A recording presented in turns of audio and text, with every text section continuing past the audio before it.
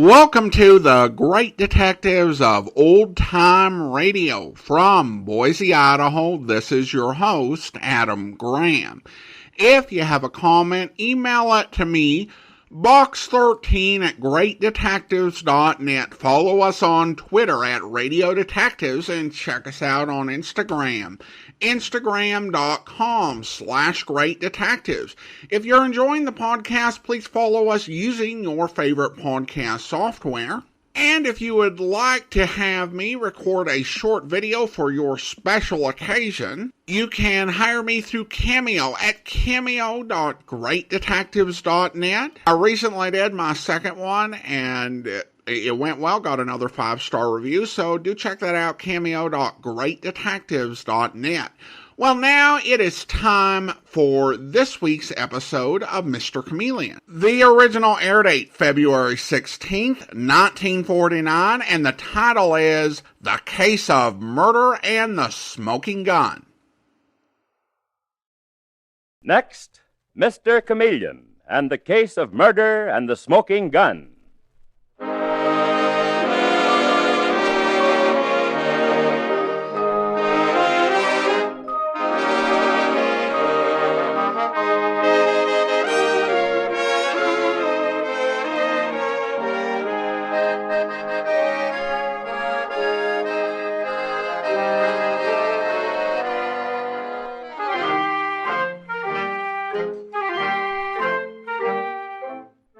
Tonight we again present the famous Mr. Chameleon of Central Headquarters in his most famous cases of crime and murder, brought to you by the makers of genuine Bayer aspirin.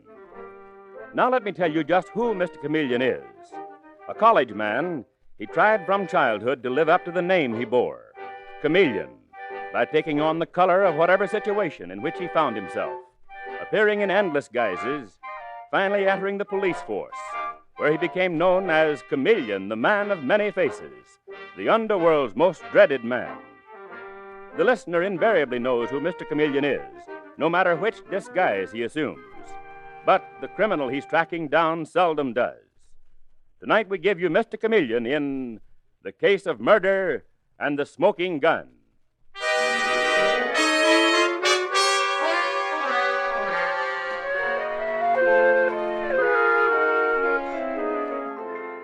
Youthful faces and young laughter are pleasant things to see and hear. And the beautiful Willoughby home is alive with laughter tonight.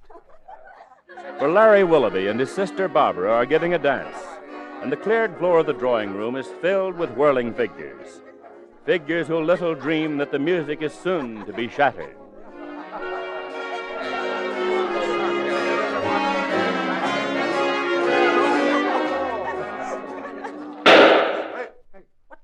What was that? A shot. It couldn't have been. That's just a backfire from an automobile. I'm sure it was a shot. It came from the library. Look! There's Larry Willoughby in the library door. And he's holding a gun. What's happened? He's holding a smoking gun. He's gone crazy. He's going to kill us all. I'm not going to shoot anybody. Count Edward Orlando has just been killed. Somebody call the police. Oh, my goodness.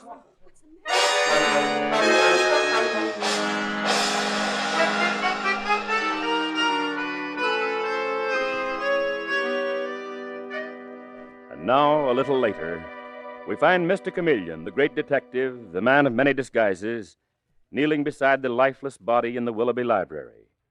And he's saying to Larry Willoughby, "Now, as I understand it, Mr. Willoughby, a shot was heard from this room by nearly everybody at this party. Yes, that's right, Mr. Chameleon. And then you rushed out of the room with this gun in your hand. Whose gun is it? Where did you get it? And why did you have it in your hand? Well, I just had it there, I suppose. Why did you kill this man? And who is he? He's Count Edward Orlando. Count Edward Orlando. Larry, how terrible. Edward killed. Get out of this room, Barbara. I'll take care of this. I'd rather have you stay, Miss Barbara. You are Larry's... Yes, she's my sister, Mr. Chameleon. Barbara, please leave. What was your connection with Count Orlando, Miss Barbara? I thought I was going to marry him, but something came up. What came up? He was a no-good rotter, Mr. Chameleon. I warned Barbara against him. I'm questioning Barbara, Mr. Willoughby. Now, I ask you, Miss Barbara, what was the something you say came up between you and the dead man? Mr. Chameleon, you can accuse me of murder, arrest me, have me convicted of murder, but I won't tell you what came up between Count Orlando and me. I'd rather die. Her head was turned by his title. The idea of being the Countess Orlando is what got her, Mr. Chameleon. I warned her American girls should marry American boys. She would have married an American boy, all right, if she'd married this man, only not a very nice American boy. What? What? He is no more Count Edward Orlando than I am. His name is Jim Peary, Slippery Jim Peary, to give you his full name. One of the cleverest of the younger confidence men in the business. Barbara, tell me, why did you kill him? She didn't kill him, Mr. Chameleon. I did. Larry didn't kill him. I killed him. No, don't listen to her, Mr. Chameleon. I shot him, and I'm glad of it. Barbara's trying to protect me. This gun, of course, is yours, Larry. Yes, that's right. It's my gun. I'm afraid I'll have to correct you again. The gun is not yours, it's Jim Peary's. The bogus Count Orlando's gun. Here, look at this double X scratched on the handle. That is the one thing the police knew about Peary. He got this gun from a pal of his who went up for murder. We could never trace it. So, now let's have the truth from both of you. Well, I took the gun away from him and killed him. Mr. Chameleon, he carried that gun in his right-hand coat pocket. And what, Barbara? I knew it because he showed it to me last week when the papers were so full of jewel robberies. He said I needn't be afraid of being held up with him with me. Then tonight I let him put his arms around me. I pulled the gun out of his pocket and killed him. That's what happened, Mr. Chameleon. Barbara, you're mad. Perhaps both of you are mad. Or very, very clever. Oh, Dave, here you are. Yes, Mr. Chameleon. I just got the call to come here on the police radio a few minutes ago. Miss Barbara Willoughby, Mr. Larry Willoughby. This is Detective Sergeant Arnold. Good evening.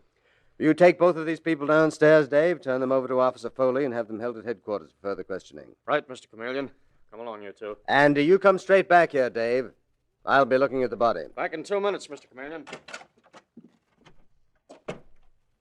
And now, as Mr. Chameleon looks at the body of Jimmy Peary, alias Count Edward Orlando, he's saying to himself, There's something strange here.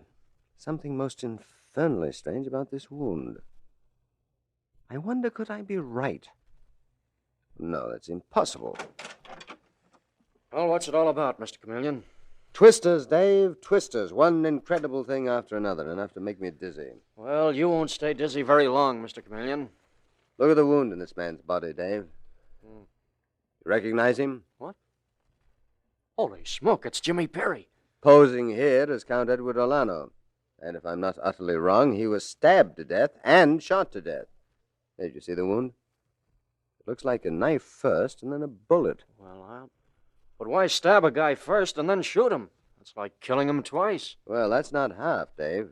2 people have confessed to killing him.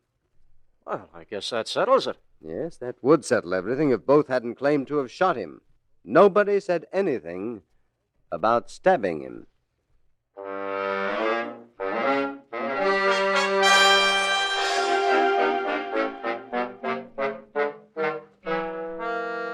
In the meantime, in the drawing room of the Willoughby house, which a few minutes ago was filled with happy dancers, we find a horror-stricken group of young people.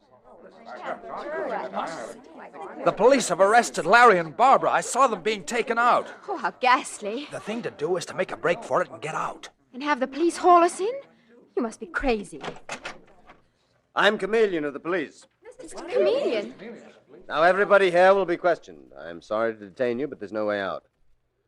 Which of you saw Larry Willoughby come out of that door with a smoking gun in his hand? Which one saw him first? I did, Mr. Chameleon. My name is Charles Gray. I was dancing with Mary Downey when Larry rushed in with a gun.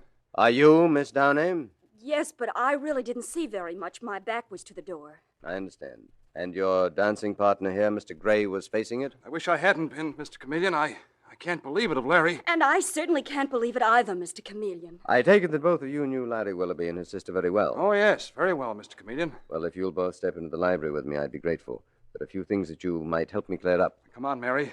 We may be able to help Larry and Barbara. I only hope we can, Mr. Chameleon. Yes, so do I. I also hope that you can help me find the murderer. Now, are you a good friend of Barbara and Larry's, Miss Downey? Barbara's the best friend I have in the world. You see, Larry and Barbara were left orphans, Mr. Chameleon, about 5 years ago, and so was I. I suppose that drew us together. Larry acted as a sort of a protector to both of us. Yes, his protective instinct may have been so highly developed that he committed a murder. But Larry couldn't have murdered anyone. As far as Barbara, it's just too ridiculous. Barbara. Barbara of all people. Yes, I understand you're in love with her, Mr. Graham. What? Who told you, Mr. Chameleon? Who told you that? You did, just now, Mr. Gray, the way you spoke her name and the look on your face. Did you know, Mr. Gray, that Count Edward Olano was really Jimmy Perry, a confidence man? What? A confidence man? Oh, no, not really. But that's dreadful when Barbara had been going around with him for months. Are you sure, Mr. Chameleon? Are you sure about that? Positive, Miss Downey. One more thing. What became of the knife that was here in this room? Knife? What knife? What do you mean, Mr. Chameleon?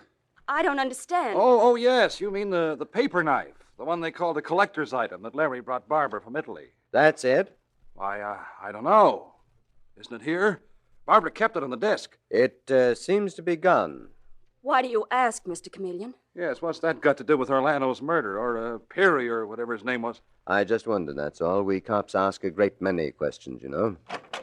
Mr. Chameleon. Yes, Dave. All right, Miss Downey, that's all. And Mr. Gray, thank you. If you should need us again, Mr. Chameleon. Don't worry, I'll call on you. What is it, Dave? Mr. Chameleon, this place is running over with crooks.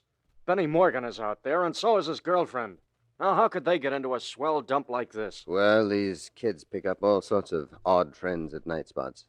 And isn't Benny the lad that we were tipped off to? That he was gunning for Jim Perry? Hey, yes, what a dumbbell I am for forgetting. Of course that was the tip. 2 fatal wounds, 2 confessions, and now 2 more bad ones here at the scene. Yeah.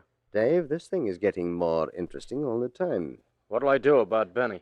Hold him, Dave. I'll talk to him. And after that, I think I'll have another chat with Barbara and Larry Willoughby.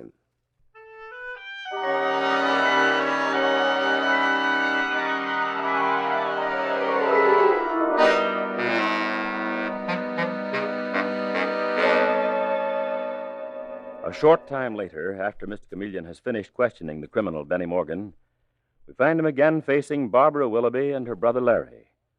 And Larry is saying, Mr. Chameleon, why must you continue with this? I've confessed. I've told you that I'm the murderer. And I insist my brother Larry's protecting me, Mr. Chameleon. I'm the one that shot Edward, or whatever his name is. Perry, Jimmy Perry. Incidentally, I've just been talking to Benny Morgan. Benny Morgan? Who's he? The friend of Jim Perry's, a small-time crook. He and his girl were at your party. 2 very strange guests to have in your home, Barbara and Larry. I didn't know about it. Well, neither did I. Benny had threatened Perry's life. We're holding him despite your joint confessions. Benny told me something very interesting. Miss Barbara, when Perry was courting you, did he spend much money on you? Why, yes. And you thought nothing of it? Naturally, since you believed him to be Count Edward Olano. Yes, but what about this Benny? You said Benny told you something, Mr. Chameleon. He told me that Perry, who was flat broke 6 months ago, had suddenly gotten $10,000 from somewhere. How did he get that money? Who did he get it from? Who could... Miss Barbara, you feeling ill? Barbara, darling, you're not going to faint. No, I'm all right. Do you know anything about this money, Miss Barbara? Of course not. We know nothing about Perry's finances, and I still insist that I killed him. And your sister does the same. Mr. Willoughby, I have a motto. The innocent must be protected, and the guilty must be punished. But there is one thing sure. It isn't possible that both of you could be guilty of murdering Perry.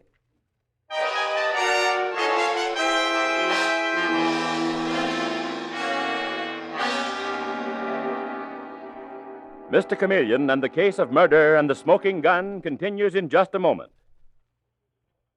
Don't let a cold cause you needless suffering.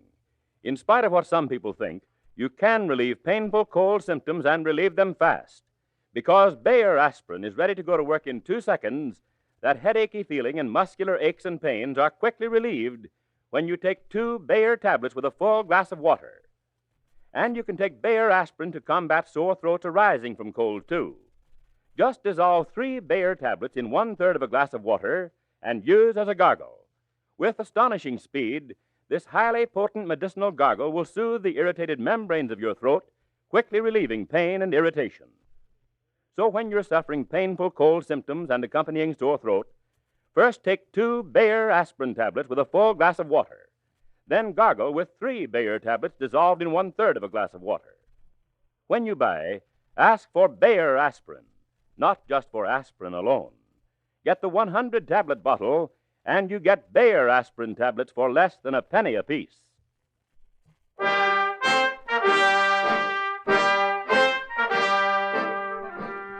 And now back to Mr. Chameleon and the case of murder and the smoking gun. Larry and Barbara Willoughby have both confessed to the murder of Jim Peary, the confidence man who posed in society as Count Edward Orlano. We now find Mr. Chameleon at police headquarters talking to the commissioner of police, who is saying, But you say you have two confessions, Chameleon. One from Larry Willoughby and the other from his sister Barbara. Yes, that's right, Commissioner. But as you know, two confessions are sometimes worse than one. What about this $10,000? Where did Jimmy Peary get it, and why was he going under the name of Count Orlano? I think that Barbara Willoughby knows or suspects where he got the $10,000, but she won't tell me that any more than she'll tell me why she broke off with the man she thought was Count Orlano. Mm-hmm. Now, Chameleon, what about this business of Peary's being stabbed as well as shot? Coroner says you're quite right. Peary was stabbed first. And the weapon is still missing. The house has been searched, but so far there's been no sign of a blood-stained knife. My guess is that it was the paper knife that Charles Gray referred to. Tricked him into mentioning it. The knife belongs to Barbara. But where is it? Commissioner, I'm going to look for it. I'm going to conduct a personal search for that knife. I also want to find out more about Charles Gray and Mary Downey. A disguise? Mm-hmm. I'm going into the Willoughby home disguised as a representative of Larry and Barbara's attorney.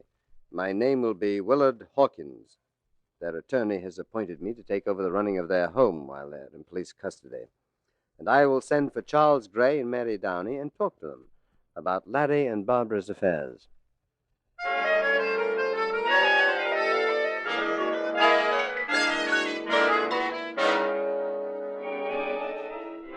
And so it is. We later find Mr. Chameleon in his disguise as Willard Hawkins sitting in the Willoughby library.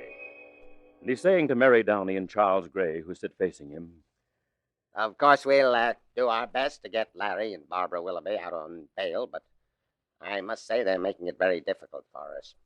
Both of them insisting they're guilty of murder. What did you want to see us for? Two reasons, Mr. Gray. First, someone should be in charge of the running of this house. Miss Downey, would you, for a proper remuneration? Oh, I'd be glad to, Mr. Hawkins. I've done work for Barbara before. I mean, I've helped her with the secretarial chores, things like that. Good. Mr. Gray, now you're a good friend of the Willoughbys. Spent a great deal of time here in the house. Yes, sir. Do you remember ever seeing a knife in this room? What sort of knife? Oh, paper knife, possibly. No, I never did. Why, Mr. Hawkins?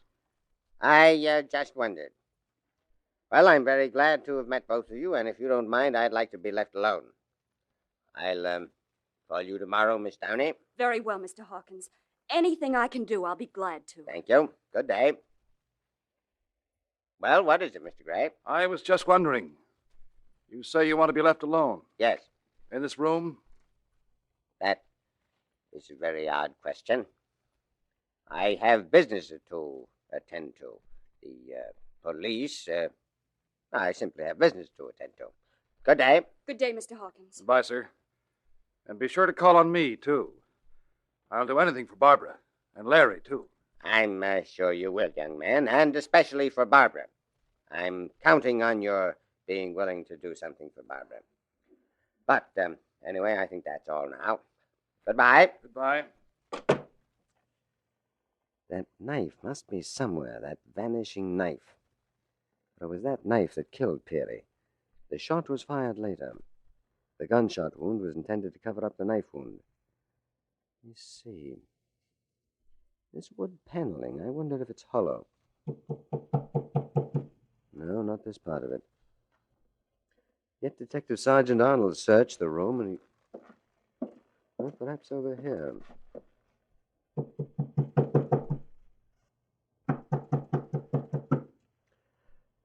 Why did Charles Gray lie just now, denying that he knew about the knife, when before he spoke quite readily about it?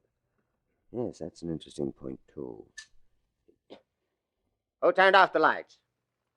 Who turned off the lights?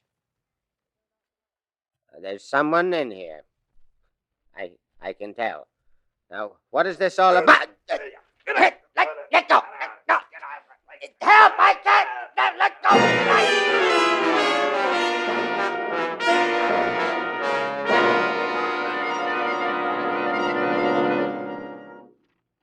How's that cut on your head, Mr. Chameleon? It's all right, Detective Sergeant Arnold.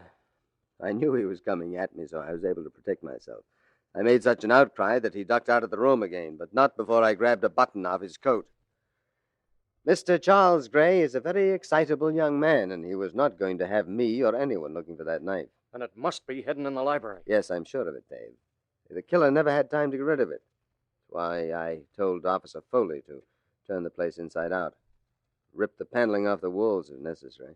It sure looks bad for Charles Gray attacking you like that. Well, it looks bad for quite a few people, Dave. You mean Charles Gray is in love with Barbara, and because of that... Oh, just a minute, Dave. Hello? Speaking. Oh, yes, Foley. You did? Where? Behind the paneling. Good work, Foley. Now handle it carefully. We don't want to disturb any fingerprints on it. Yes, bring it down here immediately. Yes, thanks. Foley found the paper knife, Dave, in a hidden compartment in the paneling. I'll have it examined for fingerprints and also for bloodstains. Oh, I want to check on a couple of bank accounts. Bank accounts? Yes, Dave. Then I hope I'll be able to solve this riddle of a double killing. Why a man should be stabbed to death and then shot.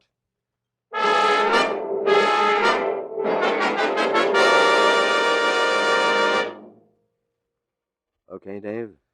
Is the stage all set? Yes, Mr. Chameleon. There are all of them waiting in the Willoughby Library. Larry and Barbara were brought here in the custody of Officer Foley. All right. Stand by. I may need you. Have you got the knife? Yes, right here. Carefully wrapped and protected, as if it were a jewel of great price, which it is.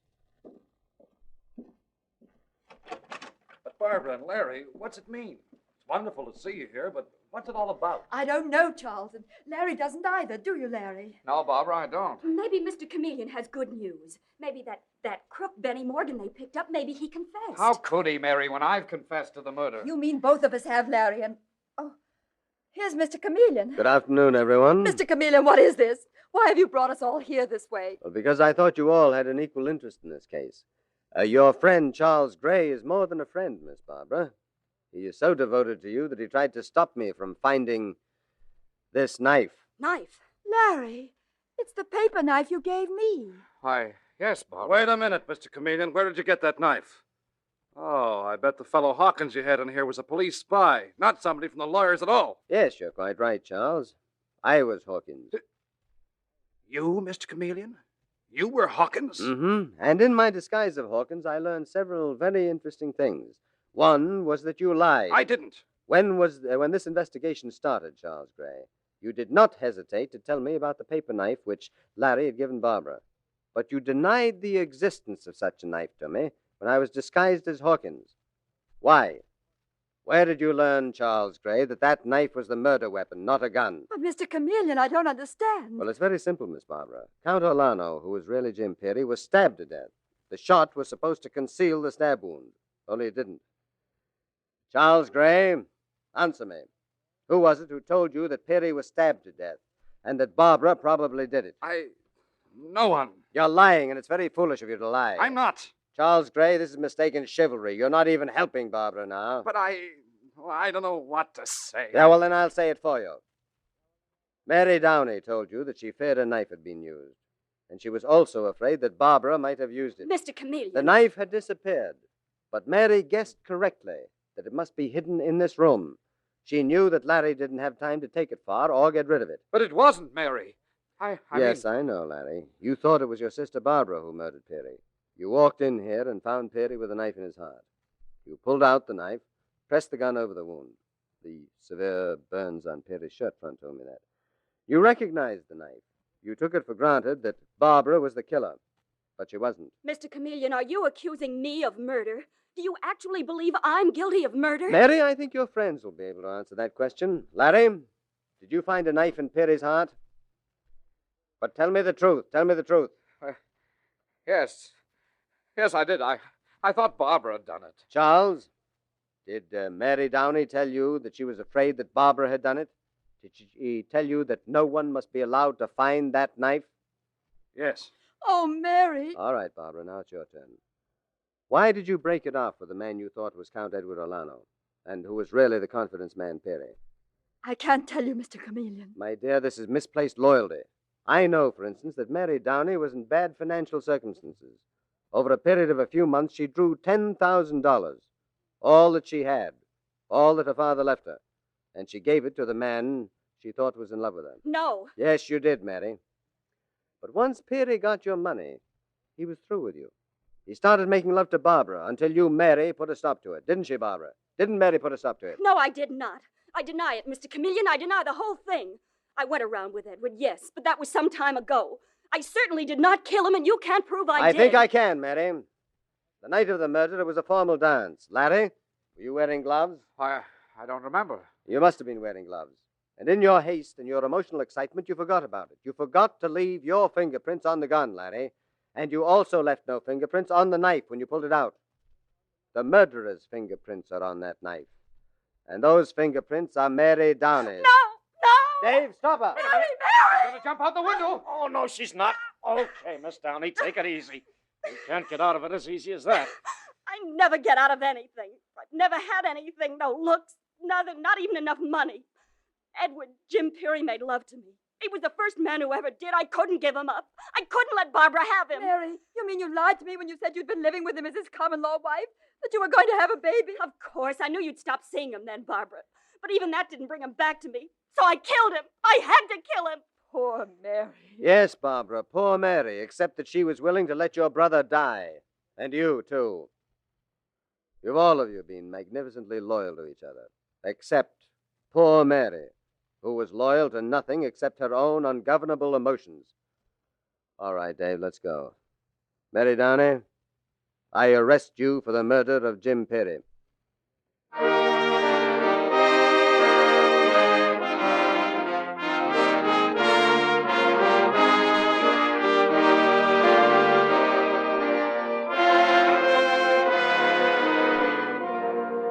And with these words, Mr. Chameleon concludes tonight's murder case.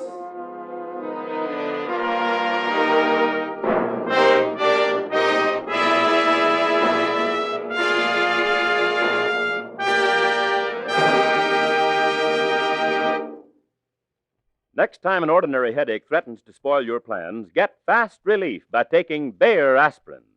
You'll be amazed at how quickly Bayer aspirin works. And the reason is that it starts to disintegrate within 2 seconds after you take it. To see for yourself that this is true, just drop a Bayer aspirin tablet into a glass of water and watch what happens. Before it reaches the bottom of the glass, it will begin to disintegrate. It does the same in your stomach, hence brings relief with astonishing speed. Yes, and Bayer aspirin is dependable, too. Its record of use by millions of normal people without ill effect is a record no other pain reliever can match. When you buy, ask for it by name, Bayer aspirin, not just for aspirin alone. Get the 100-tablet bottle, and you get Bayer aspirin tablets for less than a penny apiece.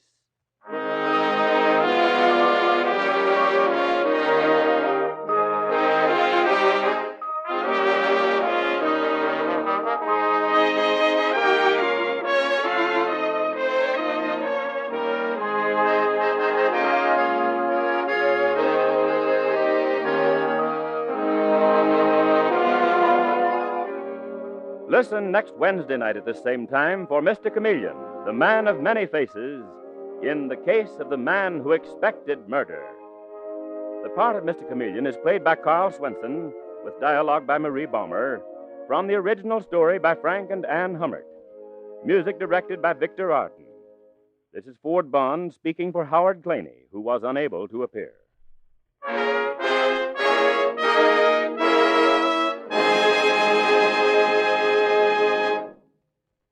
Now at last, you can get an utterly new, radically different, incredibly better toothpaste. It's revolutionary new Lion's toothpaste.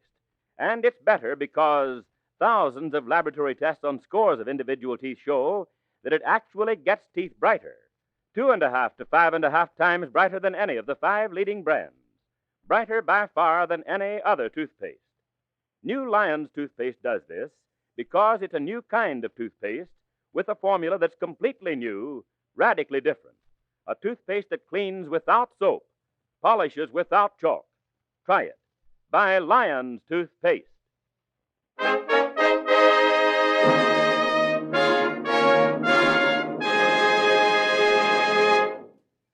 Listen for Mr. Chameleon in the case of the man who expected murder next Wednesday night at this time.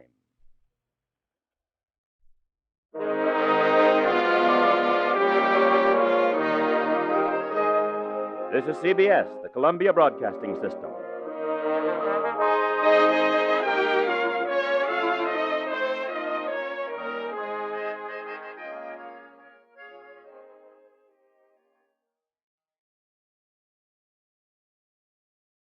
Welcome back. Now, if you're like me, when the announcer stated his name, you heard Ward Bond, who was a character actor for quite a while during Hollywood's golden age, usually associated with John Wayne. However, on listening to it again, he actually identified himself as Ford Bond, an entirely different person with a long career in New York radio. He was the announcer for the Kraft Music Hall at one point, as well as Ripley's Believe It or Not. He also served as a radio consultant for Dewey's 1948 presidential campaign. The Hummers would have known him for his work as an announcer on Easy Aces and Backstage Wife, which, as we referenced, was also a production that James Meehan worked on as the male lead, which I guess goes to something about how New York radio operated and how so many people there had some connection to the Hummers.